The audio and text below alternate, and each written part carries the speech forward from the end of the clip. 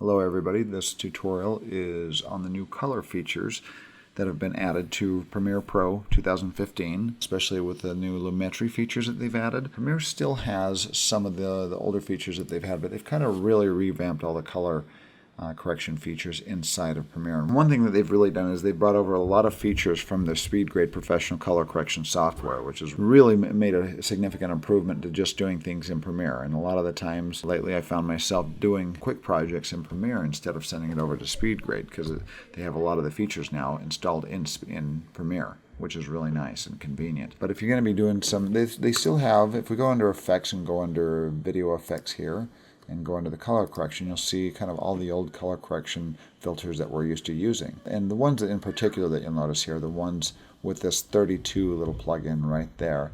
These items here will, anyone that has that 32 added to it right there will do nice high quality 32-bit float point graphics color correction, which does really nice accurate color correction. It keeps a lot of the color depth through the shot, and this is really built for doing color correction that can show on a large movie screen and hold up the nice colors that you have in a nice high definition image. Especially if you're shooting on something like the Red or the Alexa camera, you're going to be able to use these 32-bit float point graphics here to do color correction, and it's going to be very accurate color correction. Also installed in Premiere here now, that have been here for a little while, are this Lumetri presets. These Lumetri presets are brought over from SpeedGrade. These are all 32-bit float point graphics color adjustments as well.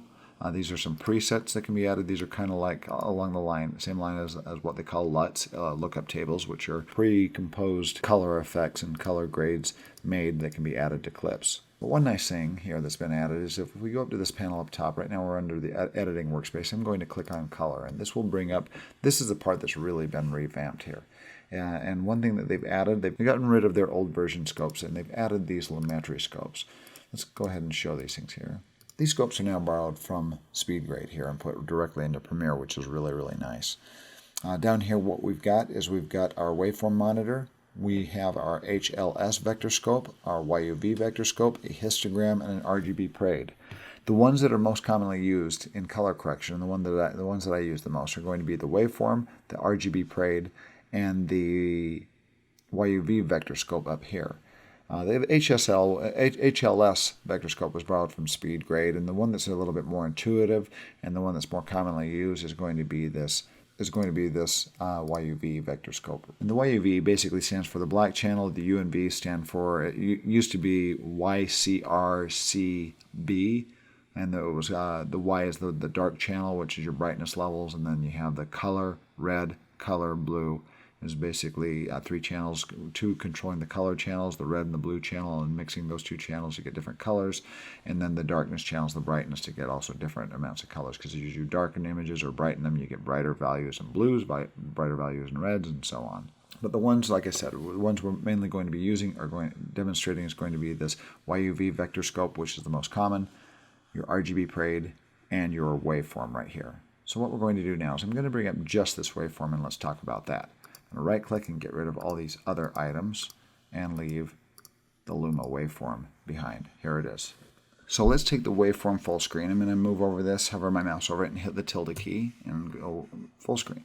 This is basically a representation of the frame that our playhead is on right now. And it is basically your brightness levels from left to right, or right to left. Things over here on this side are going to be images on your left-hand screen, in the middle of your screen, and the right-hand part of your screen, from left to right or right to left. And what this is the IRE scale right here. It starts at 0, basically. I mean, you go below 0, but it starts at 0 and ends at 100 for basically all purposes that we need here. At 0, this represents, in the IRE scale, IRE stands for Institute of Radio Engineers. It's basically a standard set up by the Institute of Radio Engineers for measuring luminance levels. This is brightness levels. This really doesn't have anything to do with colors. The waveform doesn't. The Luma waveform does not. Down at 0, this measures, at 0, this represents where your image will lose detail in the darker regions of your image, in the blacks basically. Up here at 100, this is where your details disappear in the whites. So this is underexposure, and then this is crushed details in the darks, and up here at 100, this is overexposed, and this is where details will start disappearing and turning white. And everything in between represents your mids. Especially this region, kind of your mid exposure range, is going to be basically from 40 IRE to 60 IRE. So you'll go bright as you move down. It will start getting darker and darker kind of into your general exposure area, and then it will start getting really dark down here. So your darks, your mids, and your highlights. Now if we go and look at this image right here, you'll notice as we move over from left to right, so we hit this point here, we see some detail that's almost hitting 100 up here. It's not quite there, it's around 80. That's going to be basically this region probably right there. This seems really bright, but the detail has not been crushed completely yet. Over here, it looks like we got a little bit of detail kind of clipping there, but it's measured around 80. This was red footage that was re-encoded as ProRes, so it did flatten some stuff here that looked like it was probably kind of flattened and compressed.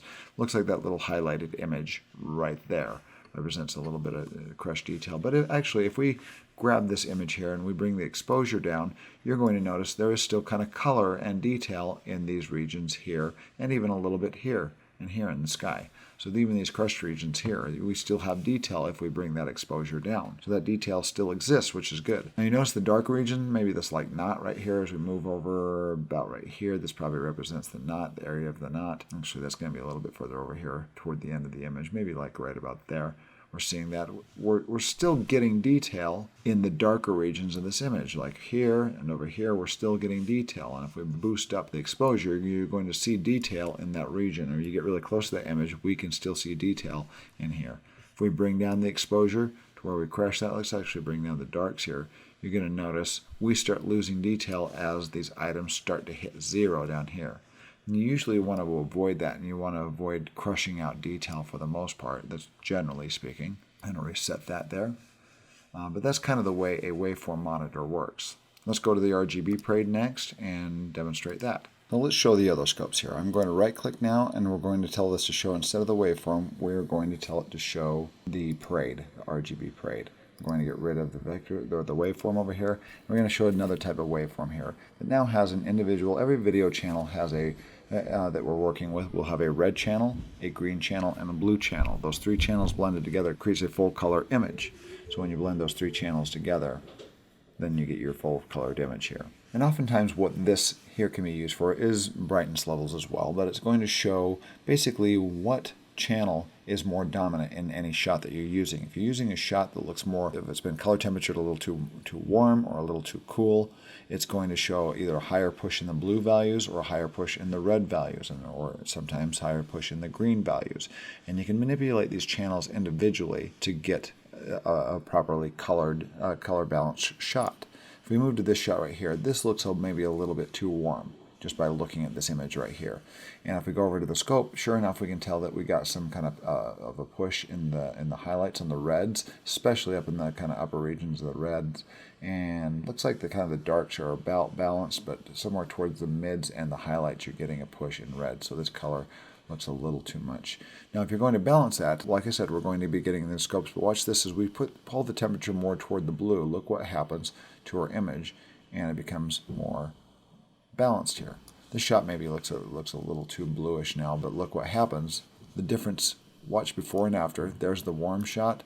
There's a little bit corrected there. And now we look over here. This looks a little bit more balanced. There are still some issues. We got a bigger push in the darks, and we can change those, and we'll show you how to do that later. But if you can get these things where they're looking fairly close, where every channel is looking fairly close, your shot will look more accurate or look more color balanced. I'm going to go to my effects controls and hit reset on this. Anytime you start changing anything over here, it's going to add a Lumetri color filter. We'll get into this in a little bit. I'm going to reset that and get it back to normal. But we will use this. If the color on your image is too warm or too cool or too green, you can go and manipulate an individual color channel to get your shot to look more balanced. Let's go to the YUV vector scope here. I'm going to get rid of the Parade for a moment, and let's talk about the vector scope here. The YUV vector scope is basically a representation of your hue and saturation of any shot. Hue is basically your color balance. It's showing what sort of, and it will show kind of a concentration of pixels here. If you look down here, that's really bright here. It's got a lot of kind of highlighted pixels here, a very heavy concentration of pixels that are pushing off towards the red and yellow. So you can tell that this image has kind of a shared red and yellow hue to it, very red and yellow. And then it has some highlights. It has some kind of other items here kind of pushing off. Some more saturated pixels toward, a little less saturated pixels going off towards the red, and a little bit toward red and magenta, and a little bit toward the yellow there. And very little is going to the blue. So this is heavily kind of a warmer image just looking at this. Now the further these pixels spread out, means the more saturation there is in the image. If you have kind of a light faint line, that means there's kind of a light, just a few, not very many pixels that are kind of getting a very heavy saturation. But if you have kind of these white points in here, this represents kind of a heavy region of not super saturated pixels. There is some good color here, but it's not overly saturated. These are considered HD limits out here. As you come out to these points right here, you're not really supposed to go beyond these points in those color regions right there, or it's kind of passing what's considered saturation legality. In a lot of broadcast stations, if you have oversaturated images or too bright images or things that break the IRE scale, then they won't accept it and they won't be showing it on their station. Now what we've got here on the vector scope is we've got our red channel, we've got our green channel, and we've got our blue channel. This is kind of a representation of the three color channels here. But as you go between the red and the green, it also gives you your yellow region. As you go between the green and the blue, you've got your cyan region. And between the blue and the red, you've got your magenta region. This is demonstrated on color wheels right here. You'll see this color wheel right here on the Lumetri panel, and also within the Premiere Color Corrector, you'll see this as well, a big wheel that has all the colors that we're dealing with here. Like we mentioned, over here you've got green. Notice down here you've got green.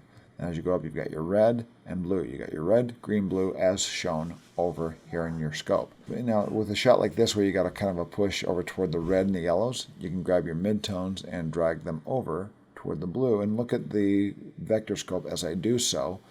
It's adding a little bit more blue to this shot, and it is starting to color balance a little bit. But you can use your vector scope here to judge your general hue of your shot.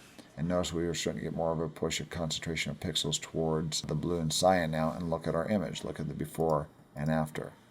And you can just kind of do that on a smaller scale to kind of get this balanced to where it doesn't look so terribly orange. Under the basic color panel here, you'll notice I want to demonstrate saturation as well. Everything is measured from this midpoint over here, from this midpoint right here. This little point down here means no saturation, and as it goes out toward the outer regions here, you'll get more saturation.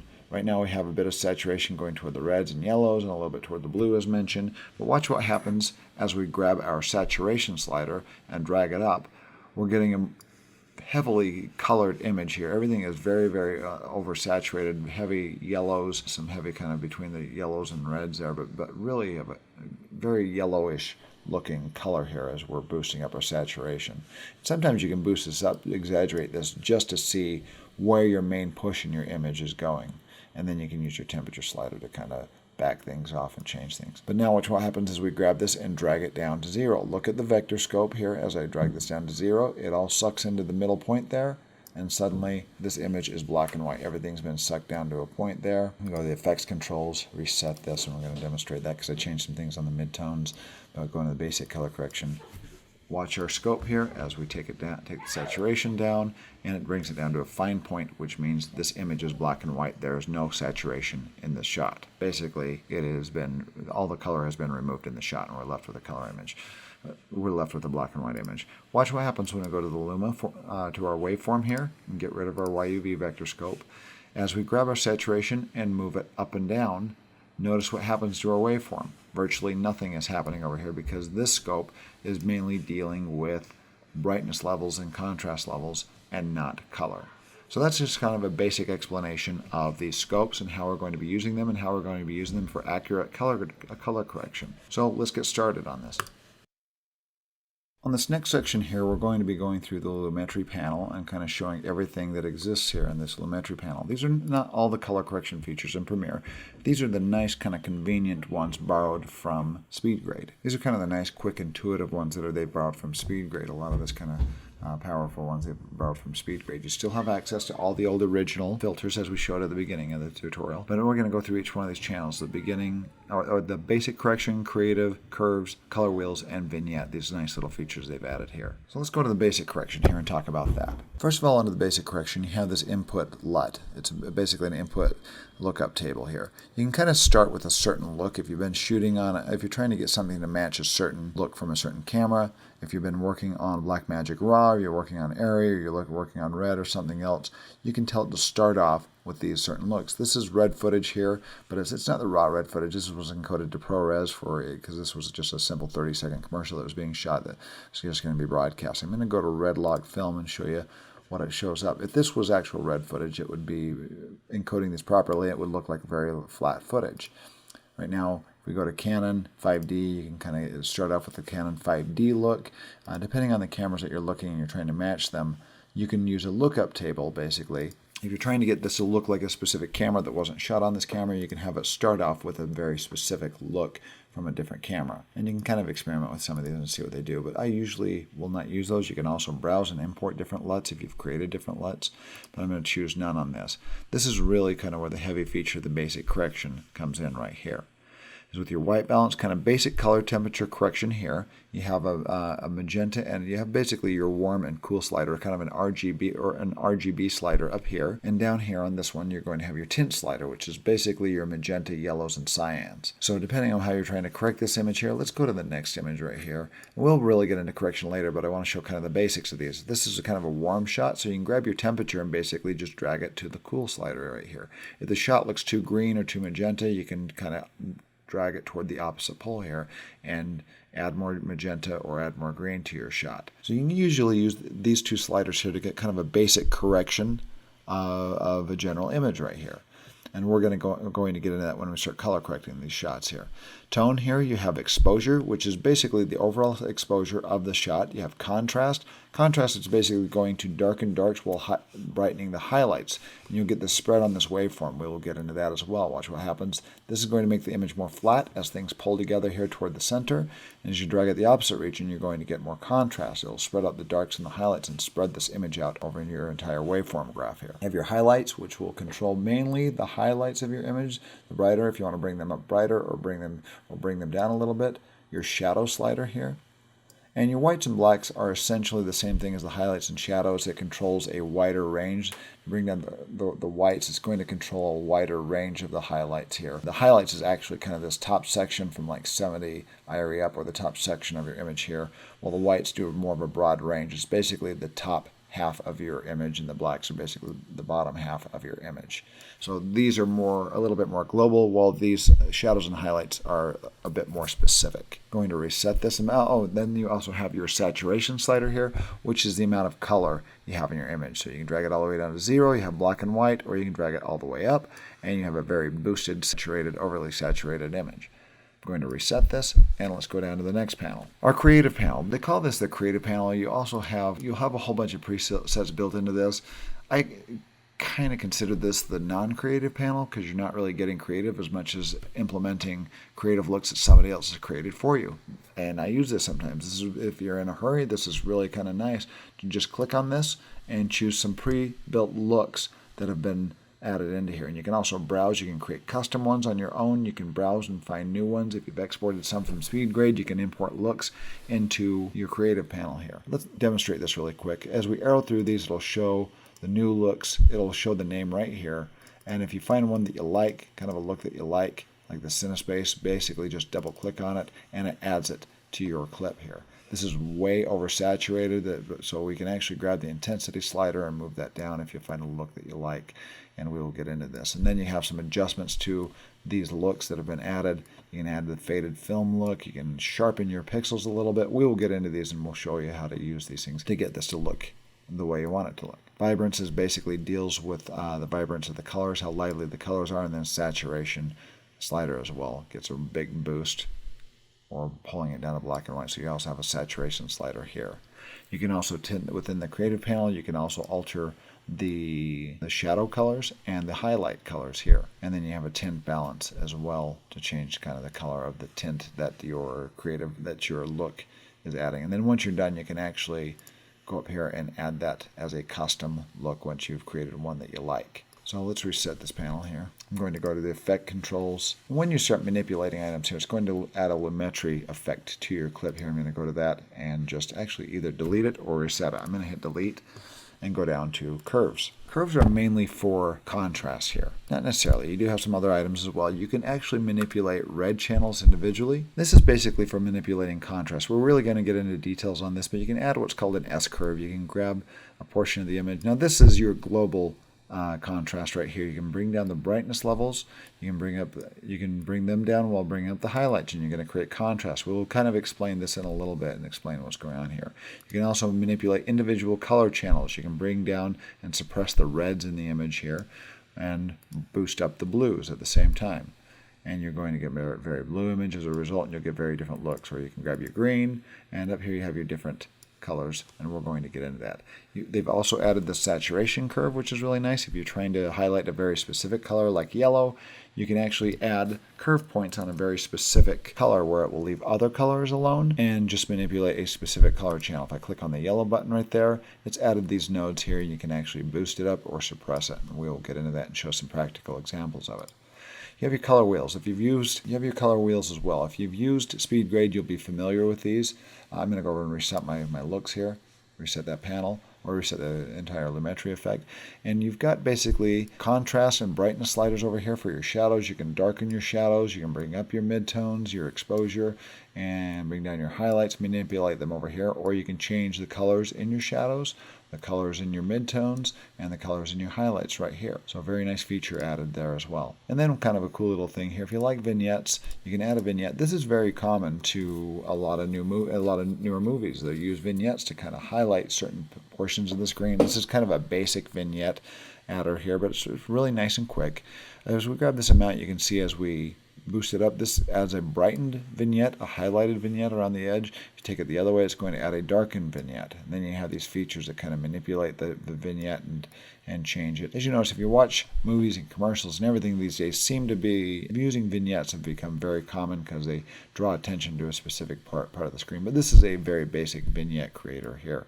Then you have the feathered edge and go hard edged or feathered. So with that quick introduction of these features here in the Lumetri Color Panel, let's reset this and we're going to show how to start color correcting. I'm going to get rid of the Lumetri panel there, and we're going to go to the beginning of this sequence and begin color correcting this project and show some practical ways of getting the color correction the way you need it and want it. So let's start off with this first shot here. As we're playing through this commercial here, we see these feet walk out and we see this guy walk out. So here's our very first shot we're going to work with right here.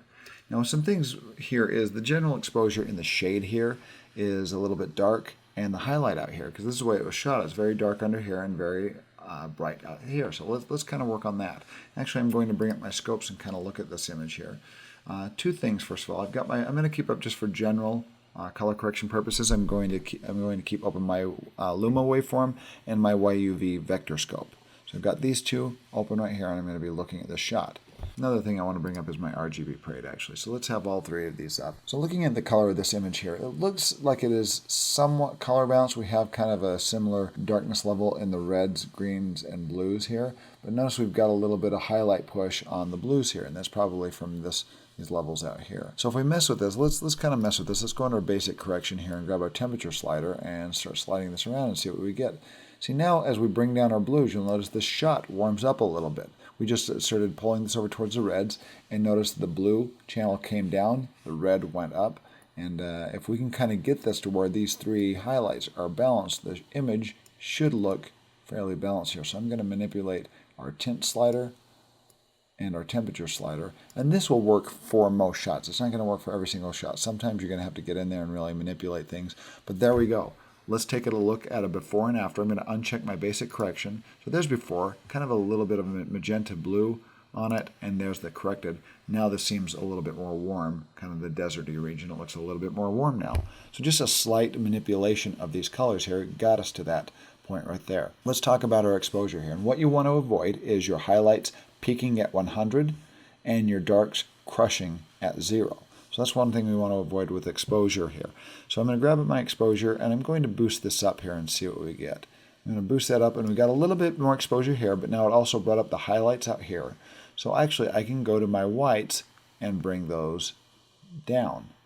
So I brought up my exposure, and I brought up the exposure here and brought down the whites, and now we don't have, now it looks like it's a little brighter here, but it's not so extreme now. Let's look at the before and after.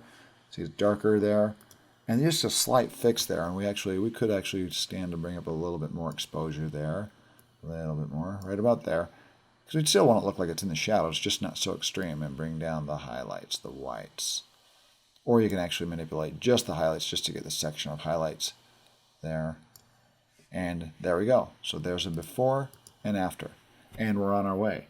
So now that is kind of the first step. Is you usually start working with just the general color scheme and the brightness levels of your shot and fixing the brightness levels. Next, I want to work with contrast. Contrast, I'm going to bring up our Luma waveform here, get rid of my Parade for a moment, and look at how a lot of the image is kind of pulled together here into this region right there, into the 30-20 region. This is a very flat image. Everything's kind of pulled together here.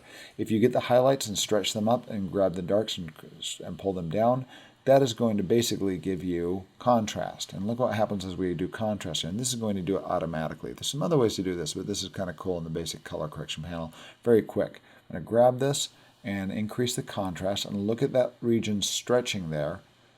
And look what happens to the image. As our waveform stretches, we get more of a cinematic look. Film tends to shoot with more contrast than does video. So the video here, but the video gives us more options in post-production here. So that is one of the benefits of working on digital video as opposed to film, is that you don't have kind of a flattened look when you're done. You have you've got a lot of latitude for correction. But now look at our basic correction. Let's check this on and off, like before and after, and we got kind of a nice contrasty look. And notice our blacks aren't reaching 0. They're around like 5 IRE, which is good, and our highlights are reaching almost around 90. So that's really good as well. Our highlights aren't blown out, our darks aren't crushed, and we still have some image and some contrast left. So let's go to the next shot and kind of do the same here. Let's go to the next shot here. As we cut to the next shot, play out of this and cut to the next shot. And if you notice one thing, watch this. I'm going to uncheck this. And as you play, one thing you want to do with color correction is you want to match shots from shot to shot. As we play from this shot to the next, those obviously do not match in color. But if we check mark this here and turn it back on, notice that is a lot closer. These things are closer to matching now. But let's work on this next shot here. Temperature. Let's go to our vector scope and look at kind of the general, our vector scope YUV, and look at the colors in this image right here. This shows that we do have a big push towards the reds and yellows and a teeny bit toward the blue. Not much in the blue channel here. So I'm going to use my temperature slider and my tint slider to kind of get a little bit more of a push toward the blues. Just cool it off a teeny bit right about there. And that's really all I have to do. But you can use this vector scope to kind of gauge where that direction needs to go. So I'm going to move this over. Look at this shot here. We do have kind of a little bit more saturation in this shot, so if I want to match the saturation, it's about the same actually. We could boost the saturation a little bit and see what we get. Sometimes you can slide the saturation all the way up and see you really have a big push toward the yellows there. So we could actually cool that off a little bit. Let's manipulate these here. We're going to get into the color wheels, which is a better way of manipulating some images, but your saturation will help show you what you need to do to correct a shot here. I'm going to reset that. Grab the temperature and slide it a little bit more toward the cool. There we go. And now I can do the same thing. I'm going to go to my waveform, and for this shot we're going to correct this. We're going to add, let's mess with the exposure. This seems like a little bit overexposed, so I'm going to bring down the exposure level a teeny bit, right about there. I'm going to add some contrast to this image. And I don't really need to manipulate the highlights and bring down the highlights, but we could play with those to see kind of what we get here. Maybe we can actually boost them a little bit and add a little bit more contrast to the image. And there we go. And that's basically how you use this panel to do some basic corrections. Let's go to the next panel here. We're going to use I'm going to skip the creative right now. We are going to get into that because this is kind of like a final look that we're going to be adding to our entire project here. So I'm going to skip that. I'm going to show you a little trick to messing with the creative here. So we're going to go under curves right now. Curves are kind of a different way of manipulating your contrast, messing with your contrast. The way a curve works basically is you have down here at the bottom left-hand corner this is your dark node right here. Up here is your highlights node right there. And this represents total white and this represents total black down here. As you grab your darks and you drag this node toward the total black region, you'll notice this will get darker and darker till it crushes it and it's completely black. Same with the highlights. You're going to grab your highlights. You're going to grab your highlights and you grab this and drag it down. You're going to notice the highlights are going to be dipping until this thing is completely crushed and goes black. So this is your highlights up here. This is your blacks, and anything in between are your mids. And this one, if you're on white right here, this is manipulating all 3 channels at once, your entire image. So if we grab our mids and pull them up to this region here, they're going to be totally blown out. And if we grab our mids and drag them down to this region here, they're going to be totally crushed and darkened. And it does this on a curve, depending on where your nodes are. So it will gradually kind of increase into wherever your nodes are and gradually kind of fall out of those regions. This is really nice because you can get your images without bringing your darks down and crushing your darks. You'll see some people add contrast where they just grab the dark and drag it way down and they crush their darks where the detail is gone. Notice all the detail lost in there, and then they will bring their highlights and bring it up like this, and then they get a kind of a crushed image. It's kind of ugly, and this is what a lot of amateurs do in color correction. I'm just going to reset this here. You can reset a panel just by double clicking on it, and it will reset it back to normal. So what I'm going to do is I'm going to go up a little bit into a little bit of the upper ends of the darks here. I'm going to add a node there. I'm going to go up here into my highlights and add a node there. So without crushing the details in the black, now I can pull the darks down toward the dark area here just a little bit and grab my highlights and actually bring them down and notice the stretching that occurs right here. And we just added, this is a quick, nice way of doing contrast without crushing the darks. And actually we have our highlights right here. I want to bring that down right there. So this is just another way of manipulating the luminance of your image and create a little bit of contrast, kind of a cinematic look without crushing the details out of your images using the curve. I'm going to double click on this. If you're also trying to suppress very specific channels, the curves is a nice way to do it. I'm going to go to our RGB Parade and do some color balancing here. Turn off my vector scope, turn off my waveform, and I'm going to look at this. We've got some highlights in the red here, and actually our red channel is our green channel is kind of suppressed a little bit toward the darks, but the highlights are there. So say we want to bring up the greens just a little bit here. You can actually click on the green, and it brings up just the green channel. So now I can go down toward the bottom, and I can boost the darker regions of my green to match the blue. I can grab the highlights of my green and bring them down to match the blue. I can go to my red channel now. Now you notice my red channel is still kind of high, so I'm going to grab the red channel specifically. I'm going to grab the node from my red and get it to where it matches the others. I'm going to grab the top one here and drag that down and hit it right about there. So let's look at before and after. There's before, there's after. Not a huge difference, but that kind of gets your image. This works better if you see an image where it's obviously too blue or too red. If you get these 3 things to match here, that's where it's really going to look like a properly color balanced image. So this is a nice little feature they've added to the RGB curves here. Now I can go back to the white, and those channels that I've manipulated can stay the same, and I can add some contrast now if I'd like to the entire image.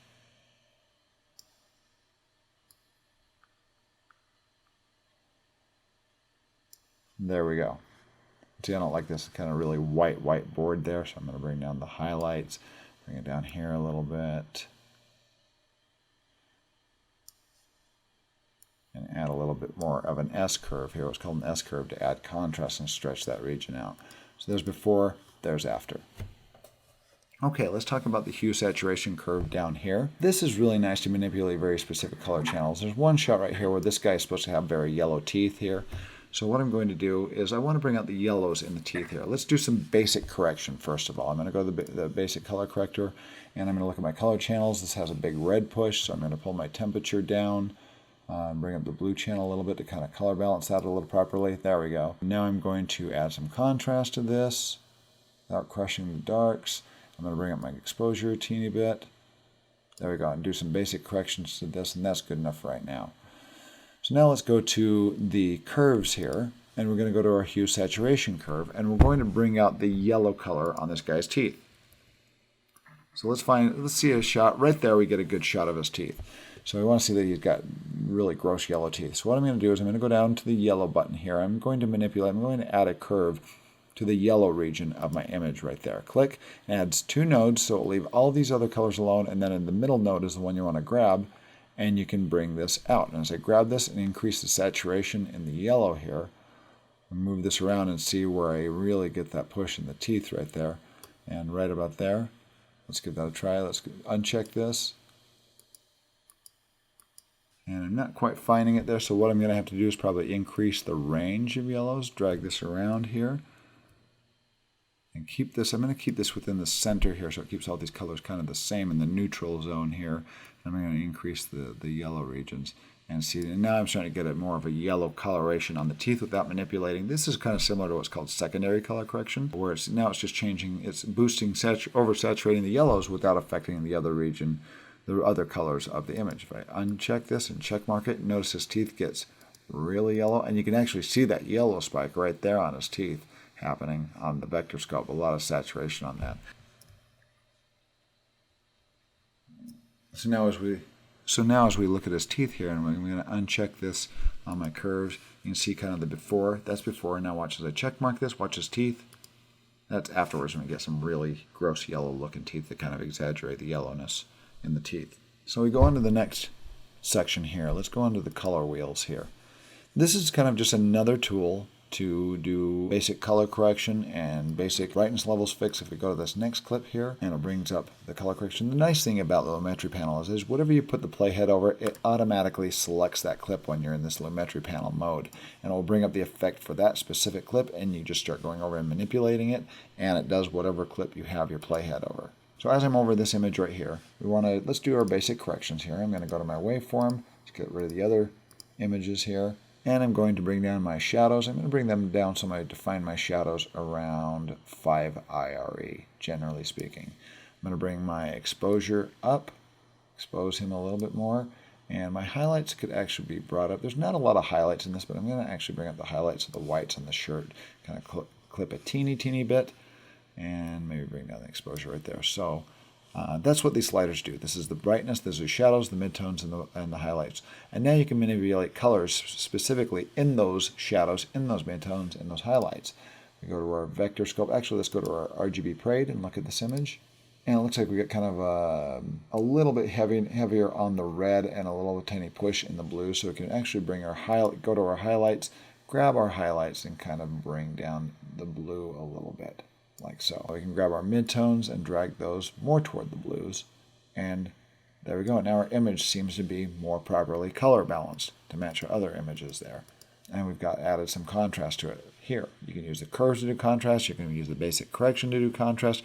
These are just different ways of manipulating an image. Now I can go into the curves and add some specific curves if I want to, and I can bring up my mids here and add some contrast to this image. So there I use my color wheels and my RGB curves to kind of get a contrasty look. This looks a little bit saturated. I'm going to go under my YUV vector scope and look at the saturation. It's got a bit kind of more concentrated areas of saturation, so I could tend to lose a little bit of saturation here. I can go up to my basic correction and grab my saturation and drag down my saturation a teeny bit. You can see that kind of sucking that in a little bit, and we get a little bit more of a desaturated image, not so boosted in the colors.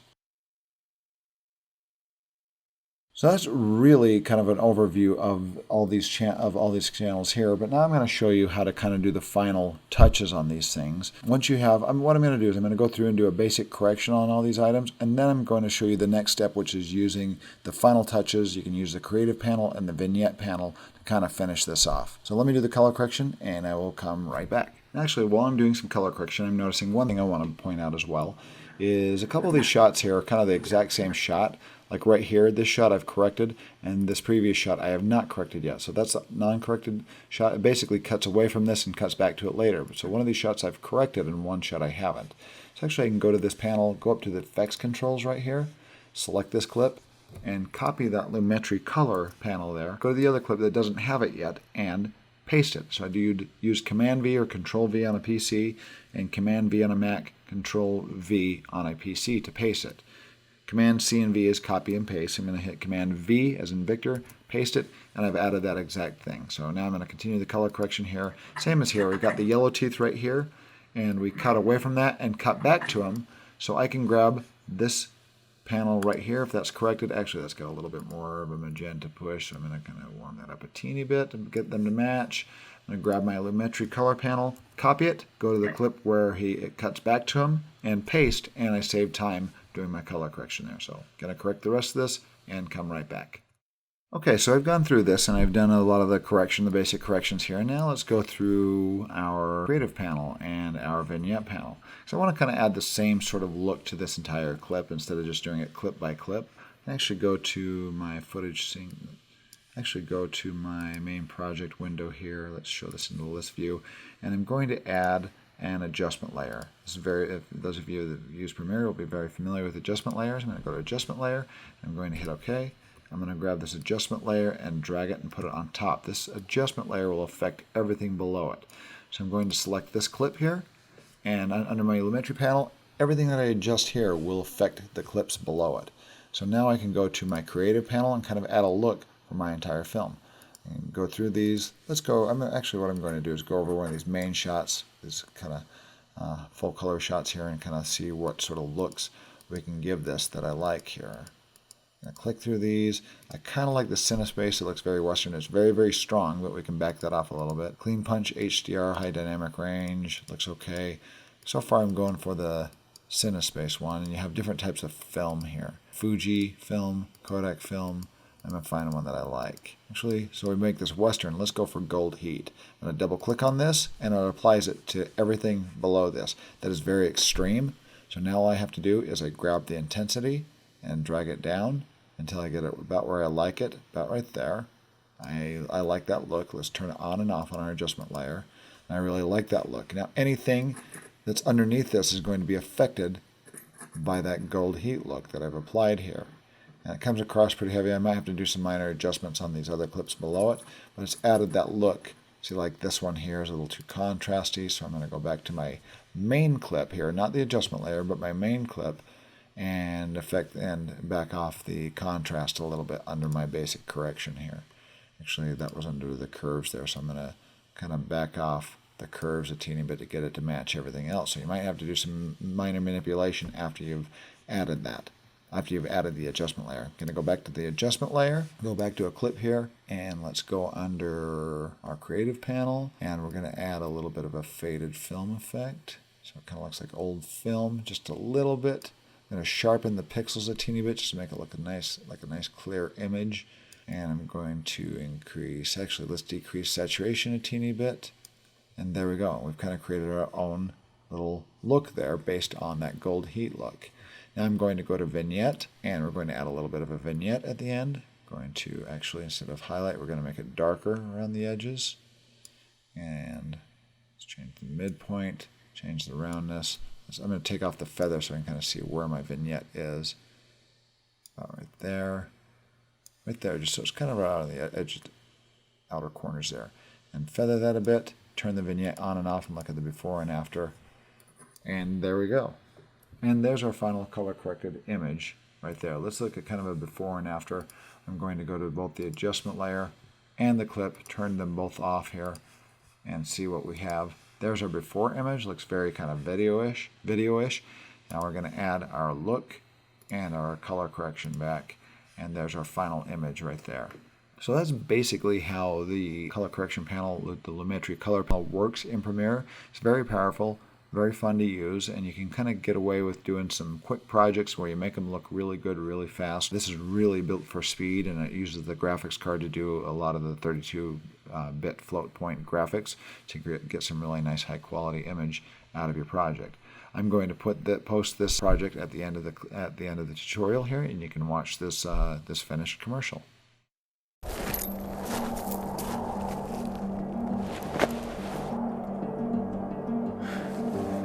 What's the matter? You yellow? No. I use platinum whites. Success Dental Whitening System is the new face of professional at-home dental whitening. Effective, powerful, proven. A smile never goes out of style. Wear yours today.